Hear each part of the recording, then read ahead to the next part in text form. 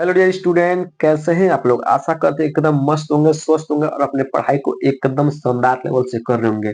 यदि आपको 2025 का एग्जाम देना है और सबसे पहला पेपर आपका हिंदी का है और यदि अभी तक आपने हिंदी में कुछ नहीं पढ़ा है तो आप 8 से 9 दिन में 95 प्लस स्कोर कर सकते हैं। कैसे सर?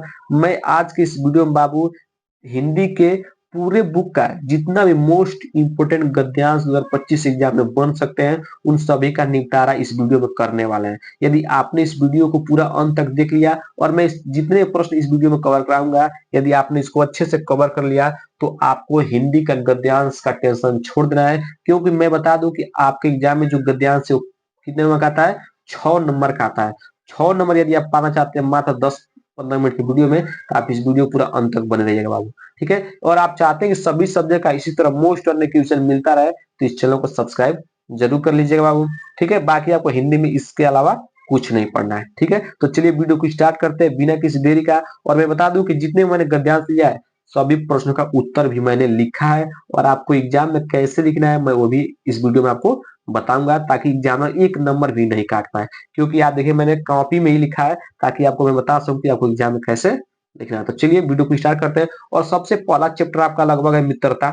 जो भी चैप्टर है मतलब ये जो गद्यांश है ये मित्रता चैप्टर का है और मोस्ट इंपोर्टेंट ये चैप्टर है मित्रता और उसका है मोस्ट इंपोर्टेंट गद्यांश है। ठीक है, तो चलिए सबसे पहले हम इस गद्यांश को पढ़ते हैं, फिर इससे रिलेटेड जो भी क्वेश्चन पूछेगा उसका उत्तर हम लोग देख लेंगे। कह रहा है कि हम लोग कच्ची मिट्टी के मूर्ति, हम लोग कच्चे मिट्टी के मूर्ति के समान रहते हैं, जिसे जिसे जो जिस रूप में चाहे उस रूप का करे, चाहे राक्षस बनाए। ठीक है, देखिए आप ध्यान से पढ़ेगा, जिस रूप का चाहे उस रूप का करे, चाहे राक्षस बनाए चाहे देवता, ऐसे लोग का साथ करना, साथ करने आपका क्या होगा?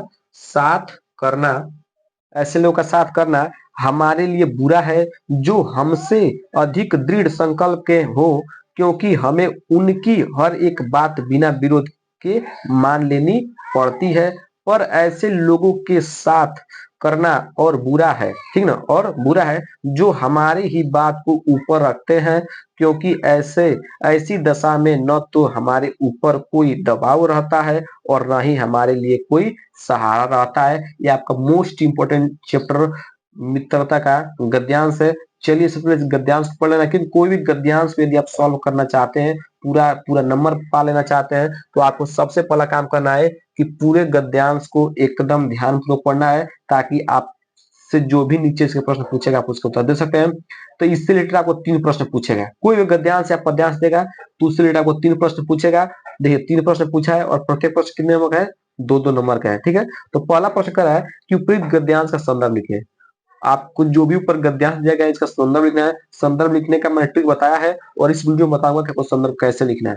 ठीक है, फिर कह रहा है कि रेखांकित अंश की व्याख्या कीजिए, मतलब जो यहाँ पे रेखांकित किया गया है आप देख सकते हैं, थोड़ा आपको ब्लैक पेन नहीं दिखाई दे रहा होगा, लेकिन बता दो जो भी यहाँ देखिए आप अंडरलाइन किया गया है। ठीक है, इसे क्या करना है?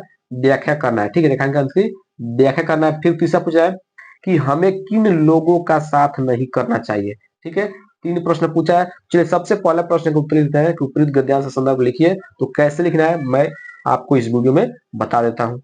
तो सबसे पहले आपको क्या लगाना? संदर्भ हेडिंग लगा देना। क्या हेडिंग लगाना है? ब्लैक पेन से संदर्भ हेडिंग लगाना। देखिए मैंने जैसे लिखा आपको एग्जाम वैसे लिखना है। ठीक है, ब्लैक पेन से आपको संदर्भ लिख लेना है। फिर लिखना है कि प्रस्तुत पद्यांश, सॉरी यहाँ प्रस्तुत पद्यांश नहीं, क्या आपका गद्यांश हो, क्या होगा यहाँ बना लीजिए गद्यांश। ठीक है, प्रस्तुत गद्यांश हमारी पाठ्य पुस्तक हिंदी के गद्य खंड में संकलित एवं आचार्य रामचंद्र शुक्ल द्वारा लिखित मित्रता नामक पाठ से लिया गया है। ठीक है, देखिए कितना आसान शब्दों में संदर्भ लिखा गया है और देखने में कितना सुंदर लग रहा है। यदि आपको पूरा पूरा नंबर पाना है तो आपको ऐसा ही संदर्भ को लिखना है। क्या लिखना है कि प्रस्तुत गद्यांश हमारी पाठ्य पुस्तक हिंदी के गद्य खंड में संकलित संकलित एवं आचार्य रामचंद्र शुक्ल द्वारा लिखित मित्रता नामक पाठ से लिया गया है। ठीक है, यदि आपने इस तरह लिख दिया तो एग्जामिनर फट से चेक करेगा और 2 नंबर इस पर चढ़ा।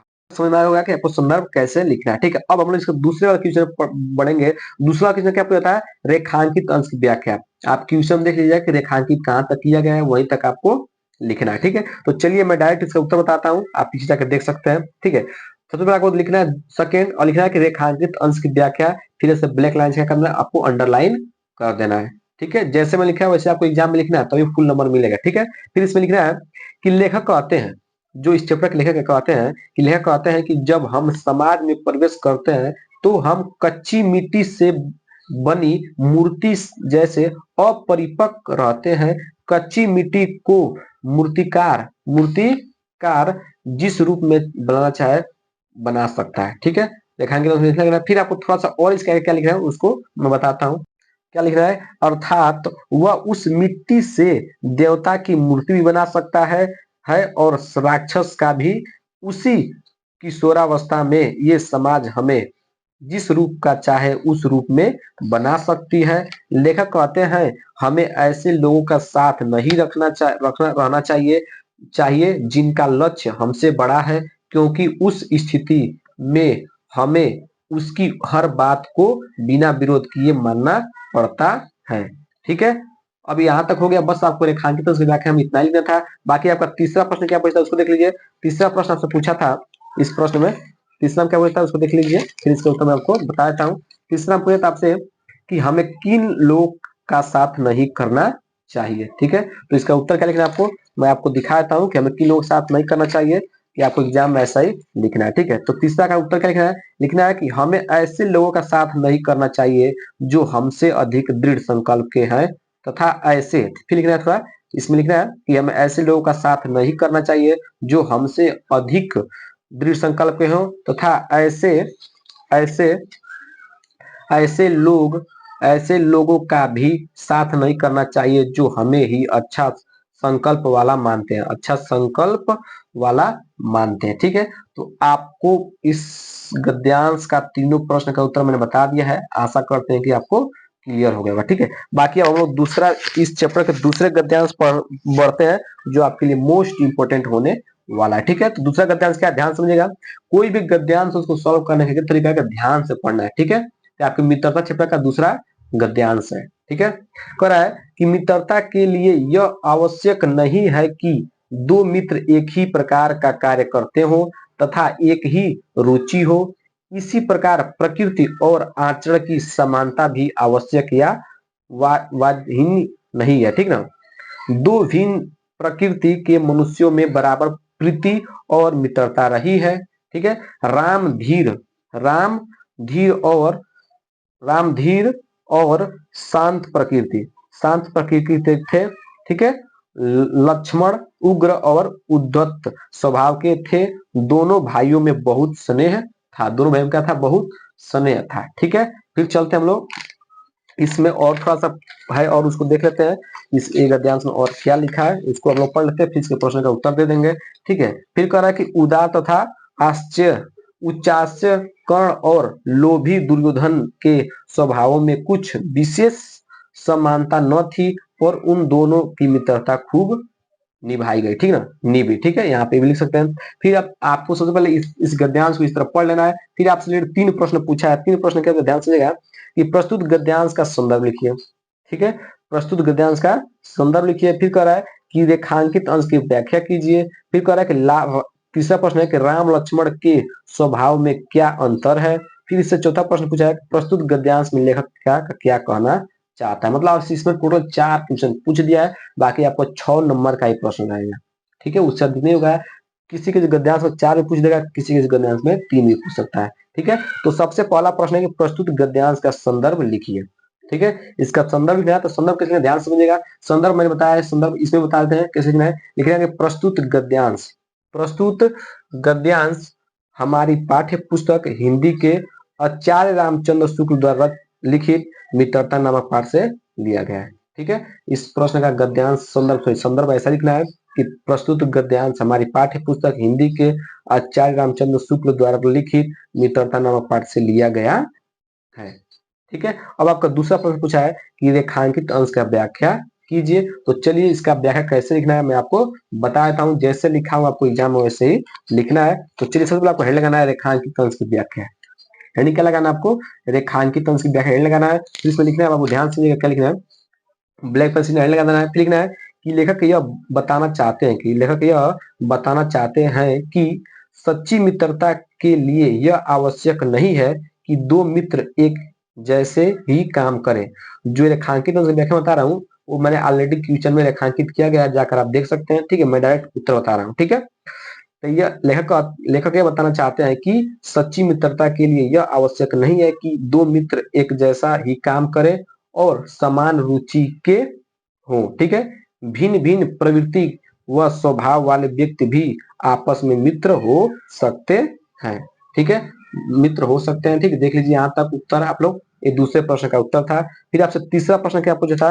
तीसरा प्रश्न आपसे जो पूछा था, तीसरा प्रश्न पूछा था कि राम लक्ष्मण के स्वभाव में क्या अंतर है? तो इस प्रश्न का उत्तर देखिए कि राम और लक्ष्मण के स्वभाव में क्या अंतर है।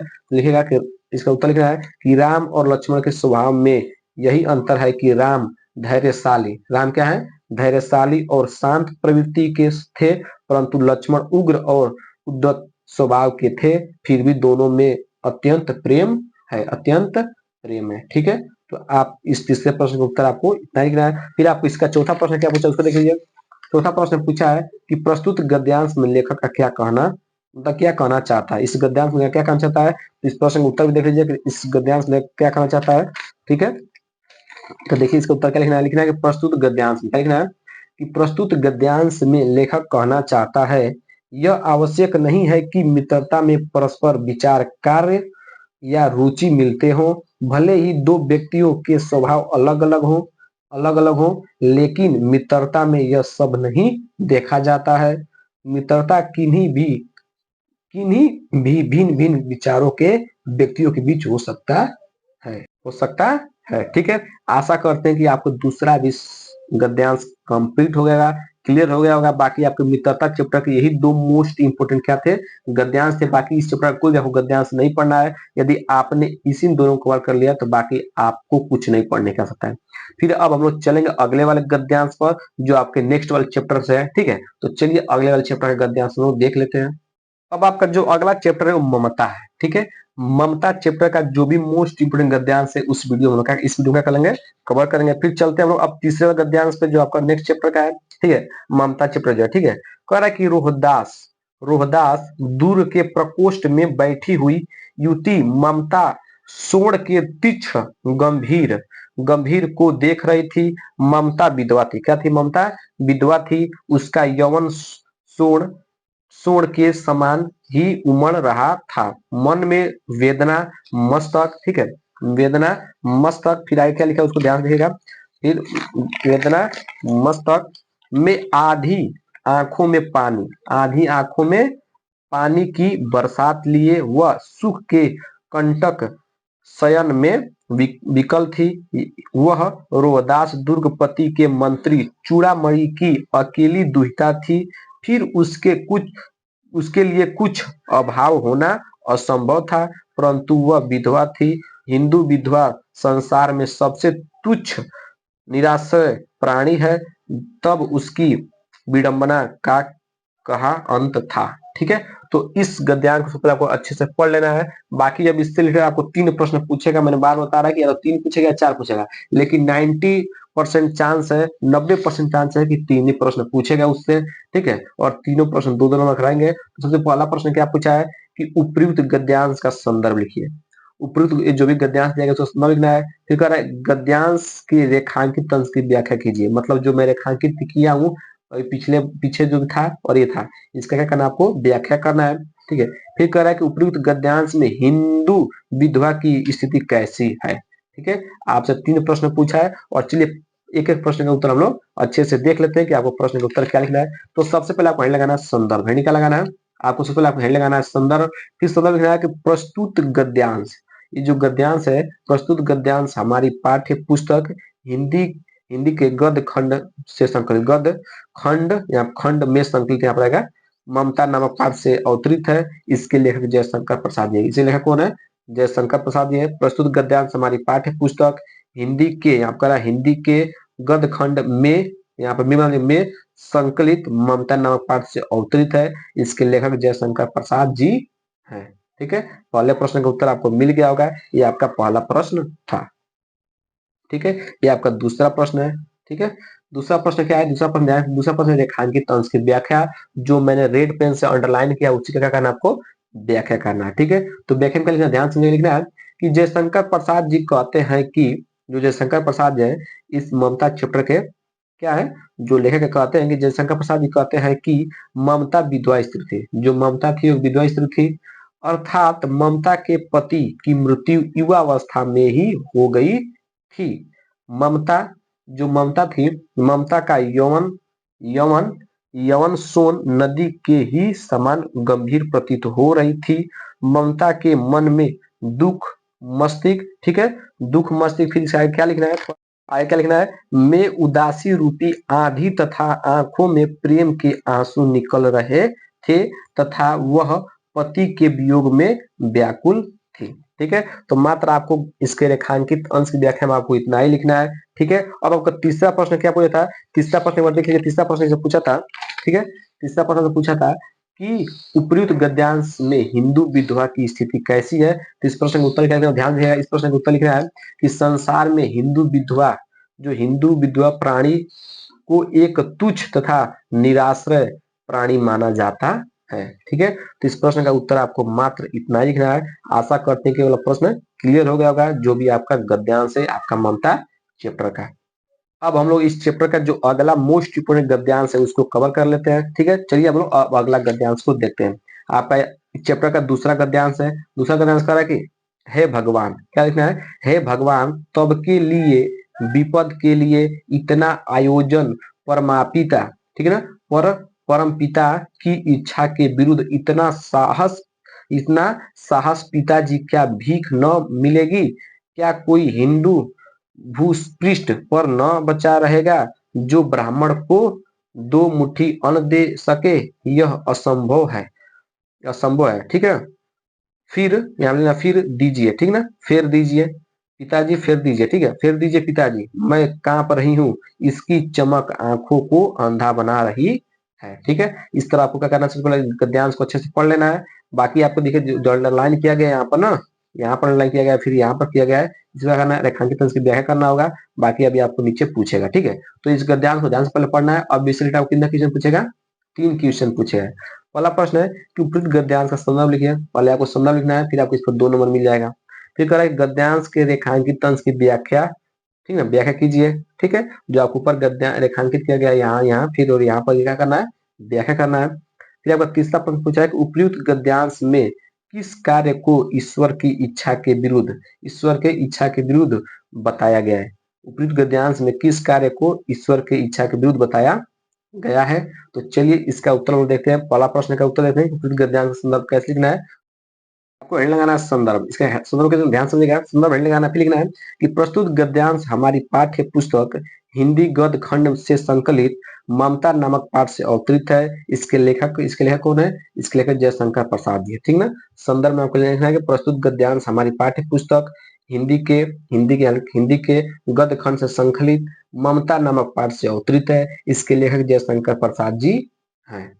ठीक है, अभी क्या पहला प्रश्न हो गया, आपका पहला प्रश्न हो गया और आपको 2 नंबर इस पर मिल जाएगा। ठीक है, अब आपका दूसरा प्रश्न है रेखांकित अंश की व्याख्या।